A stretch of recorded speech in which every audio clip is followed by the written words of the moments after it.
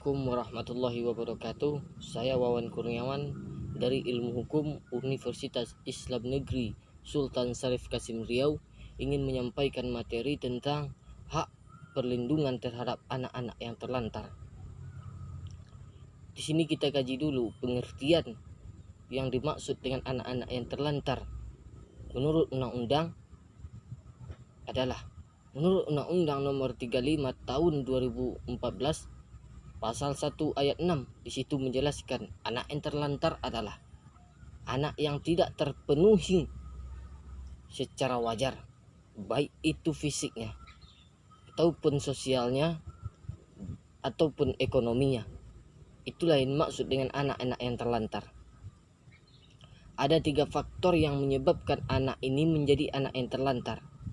Faktor yang pertama adalah tidak berfungsinya keluarganya.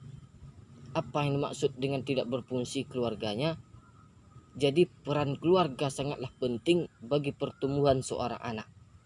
Jadi tidak berfungsi suatu keluarga bisa menyebabkan anak ini menjadi anak yang terlantar. Contohnya adalah broken home atau perceraian orang tuanya. Itu bisa menyebabkan anak menjadi anak yang terlantar. Yang kedua adalah masalah ekonomi. Masalah ekonomi sering kita temui di negara kita ini yang membuat seorang anak menjadi anak yang terlantar karena tidak terpenuhi secara wajar ekonominya. Dan yang ketiga faktornya adalah implementasi terhadap peraturan-peraturan dari negara tersebut. Jadi 3 faktor inilah yang menyebabkan anak itu menjadi anak yang terlantar.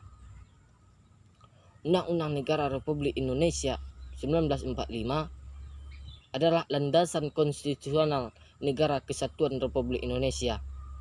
Undang-Undang Negara Republik Indonesia adalah sebagai hukum yang tertinggi dalam penyelenggaraan kehidupan berbangsa dan bernegara yang telah diamandemenkan beberapa kali pada tahun 1999, 2000, dan tahun 2001 dan tahun 2002, dan dasar yang jauh lebih kokoh untuk menjamin kesatuan dan hak dan konstitusional dari warga negaranya, seperti yang telah diamanatkan di dalam pasal 34 ayat 1 yang berbunyi, fakir miskin dan anak terlantar dipelihara oleh negara, di mana negara melalui pemerintah memiliki peran yang sangat penting untuk menjaga, untuk memelihara, mengasuh dari anak-anak terlantar ini.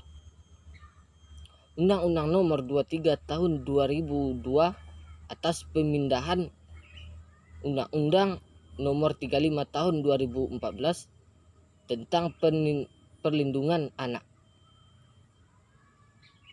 Hak-hak anak telah dituangkan dalam pasal 18 yang menjelaskan hak dasar bagi anak adalah dimulai dari mereka lahir. Penyelenggaraan hak hidupnya yang telah melekat sejak manusia itu lahir dan menjamin hidupnya tumbuh kembang seorang anak ini. Memiliki hak untuk bebas, hak untuk tanpa penindasan, hak dari kekuasaan, dan hak pemaksaan dari seorang anak. Selain hak hidup, ada juga hak yang wajib dipenuhi oleh negara, yaitu menjamin identitas diri seorang anak ini. Jadi peran pemerintah, peran negara sangatlah penting dalam perlindungan hak-hak anak yang terlantar.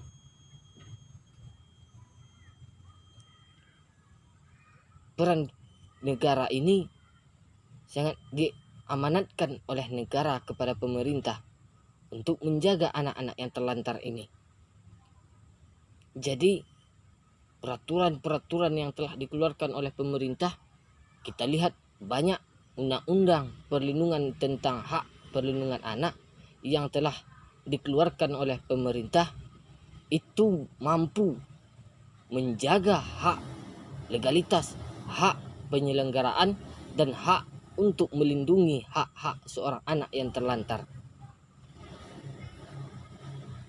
Negara Kesatuan Republik Indonesia disarankan sangat memelihara anak-anak yang terlantar, karena anak-anak yang terlantar ini telah diamanatkan oleh negara kepada pemerintah melalui Undang-Undang Perlindungan Anak. Sekian, terima kasih. Assalamualaikum warahmatullahi wabarakatuh.